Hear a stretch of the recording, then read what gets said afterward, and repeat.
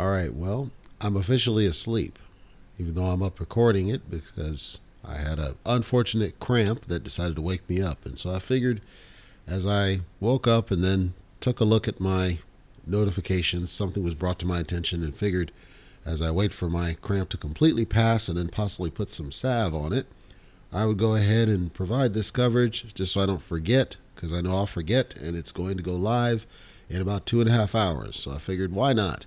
I'll just put it up and see what happens. There's another token. La cucaracha, ya no puede caminar. There's another of these, another one.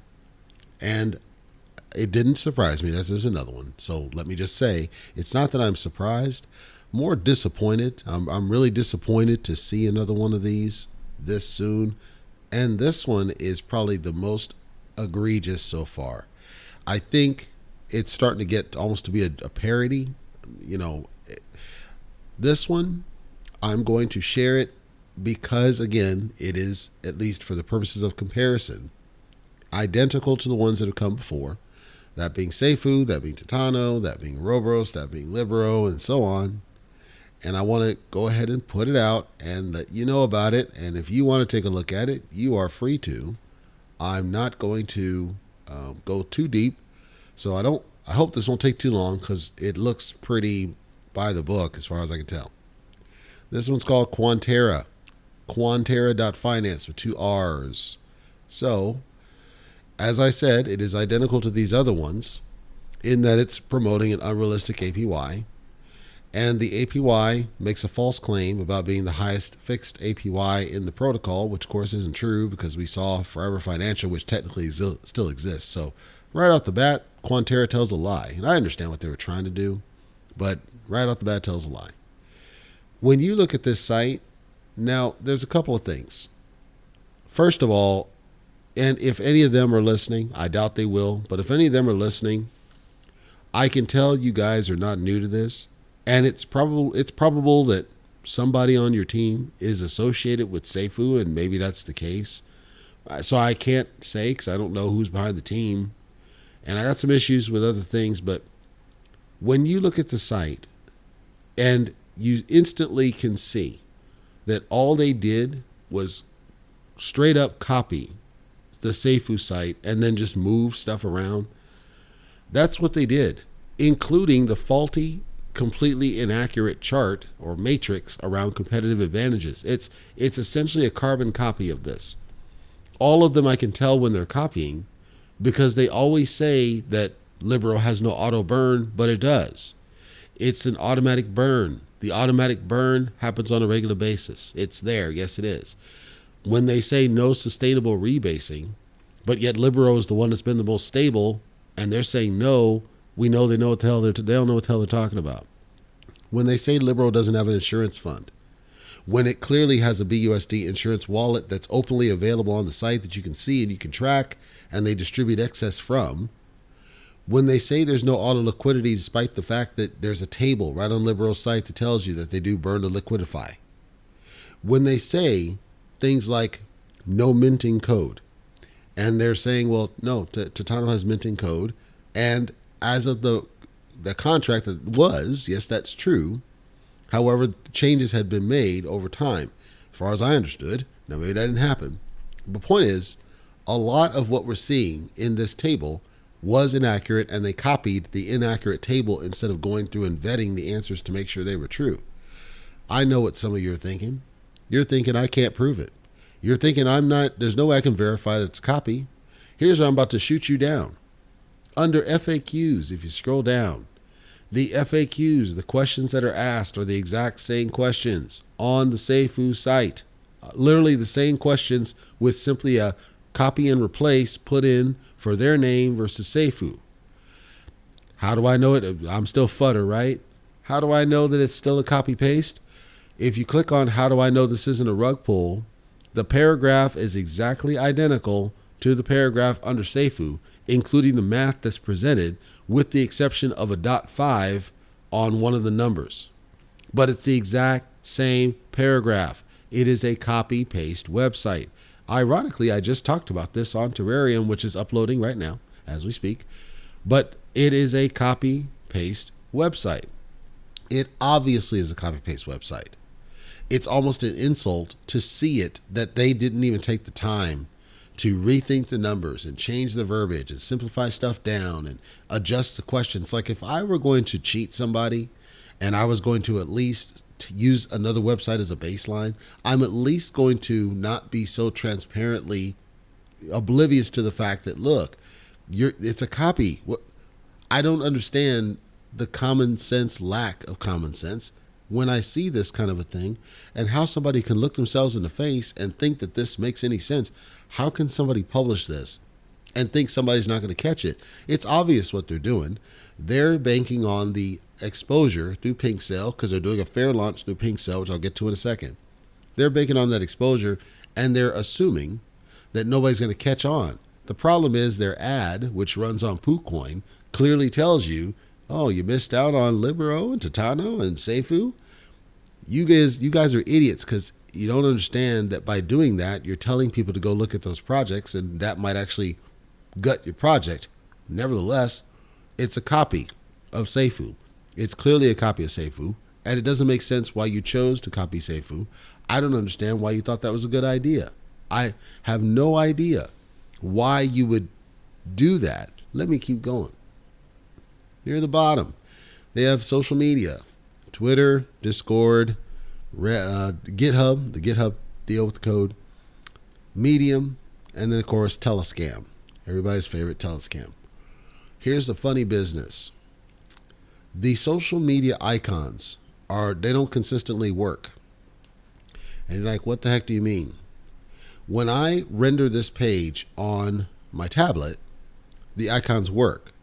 When I render this on my computer, 3 of them, the most important 3, don't work.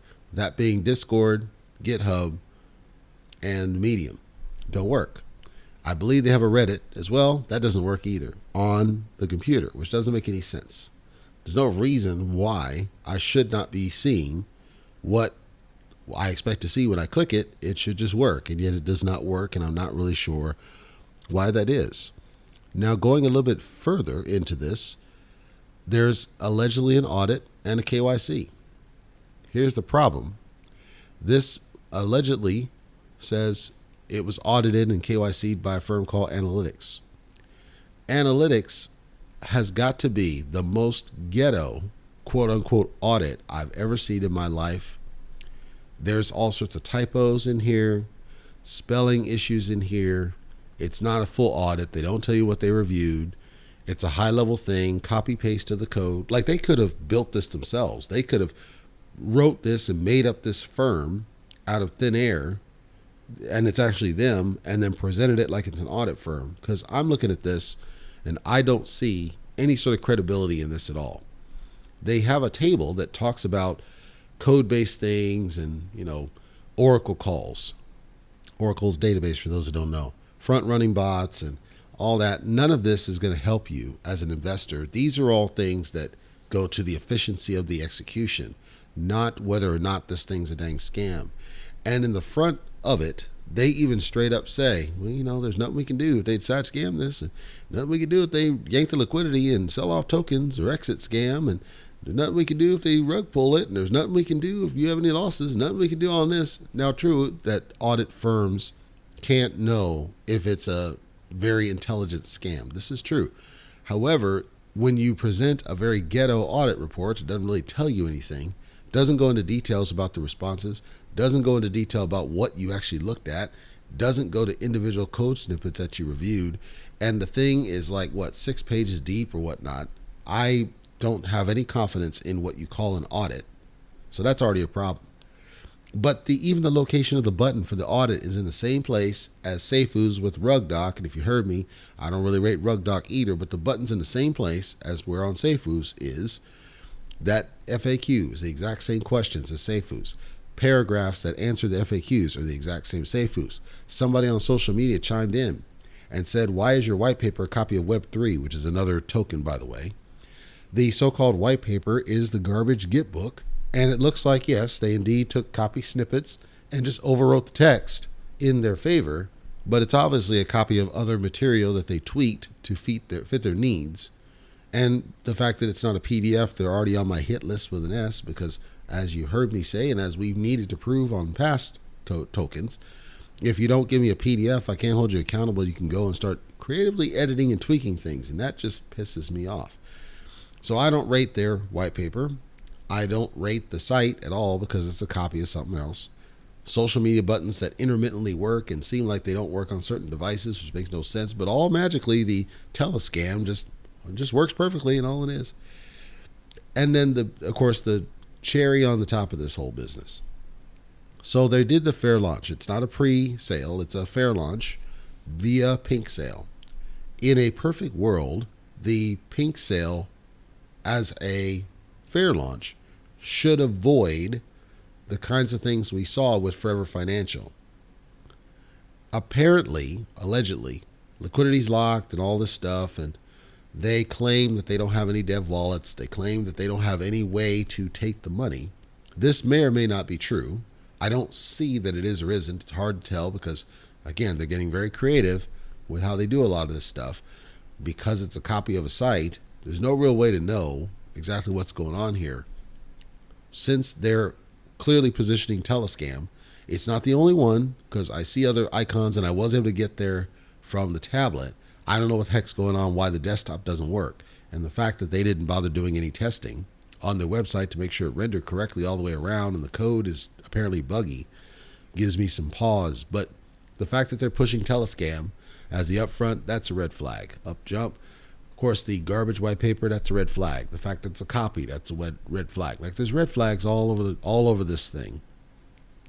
But the real thing that got me on this, let's say that this one is straight up and clean and there's nothing wrong and there's no issue and everything's all good. Let's say that it's as solid as it gets. Let's say that there's no issues. Let's say that this one, again, is able to go to the moon because it is a solid, robust project. The challenge, again, just like with Seifu, it has a very heavily constrained inventory. I believe it has 325,000 tokens. And so it's going to follow the same pattern, I expect, as what we see with the other tokens, including Seifu. If that's the case, they claim that they're able to avoid, quote, flash crash. I'm skeptical they're able to do that because it's the nature of trading. And since you did it as basically a free sale, that means that it has a higher chance of being able to do that because you're allowing a lot of people to get in fresh off the gate while the price is still reasonable prior to any significant price movement. So I suspect that the graph is going to follow the similar pattern as Seifu, but you're going to see a faster crash than you would have seen. The upside is it doesn't look like there's a lot of people investing in this, and you're wondering, well, why is that an upside? It's because if you have a lot of people, like with some of these pre-sales, they have a crap ton of people that bought into the thing, which increases how much crash it can incur once the thing goes live. Here it didn't have very many. I think I saw like 500 or 600 people that bought into it. That means there's not very many people that could theoretically crash it. They positioned for 100 BNB. They're up over 300 BNB. And again, it's about to go live here in 2.5 hours. So let's assume that they get somewhere around 400 BNB, 4 times what they were going in on. So I would expect that, yes, it's going to do some significant jumps straight out the gate and then do some crash. And then I don't see anything in here that tells me that this one's going to be able to, that its rebasing is going to be able to do anything to prevent a significant drop in value.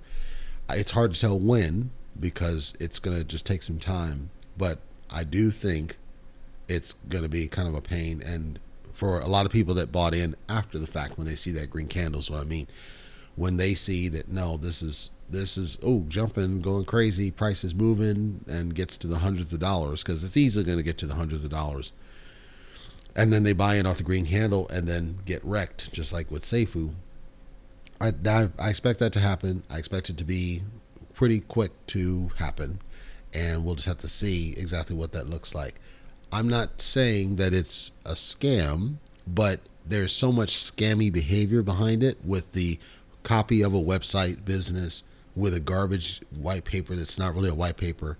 You literally copy the FAQ down to the paragraphs, Your social media doesn't half work. It's inconsistent code. You didn't take the time to actually fix it. You didn't take the time to actually modify anything. And on top of it all, you're doing the free launch, and that's cool. Fair launch. That's cool. But I suspect that it's going to follow the same pattern as Seifu. And it's probable that you could run into another Freedom Financial. Nobody knows. So that's Quanterra, Quanterra.finance on the Binance Smart Chain. If you want to take a look at it, I'm not going to stop you. Not that I could, but it's up to you. It's, again, in 2.5 hours, it's going to be publicly launched and available, and that's when you're going to see it show up with liquidity pools, presumably. I'm going to watch it and see if it does the same thing that Freedom Financial did with the business of, them yanking off the back, or like with Open Stream World, where they jacked up the whole thing and didn't let people claim the tokens. I refuse to go in this one's telescam because I already know what I'm going to get when I get there. Like, I can tell just from their web presence that they're not serious about it. Whether they're going to be sticking around, like, it could be, and I'm honest, I'm trying to be fair, it could be that they suck at web development and they suck at wording what they're trying to do, and so they figured they would copy rather than think it through and do it themselves. That's possible. It could be that it sticks around a while.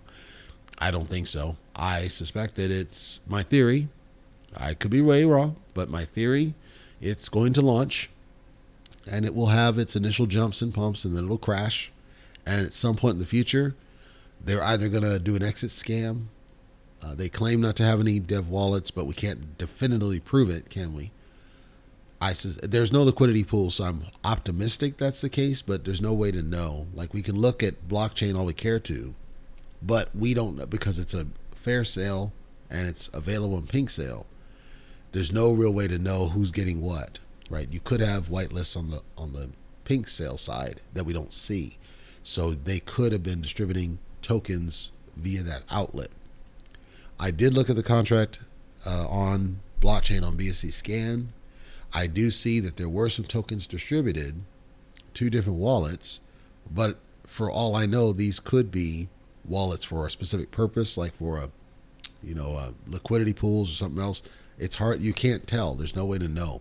So for what I see and what I suspect, my theory is that this one is going to launch and it's going to initially do what it's going to do, and then it's going to crash and it's not going to recover, and they may even abandon the project because I don't see them launching the thing like the treasury or any of the stuff that they talk about on the site. I don't see them being able to launch it.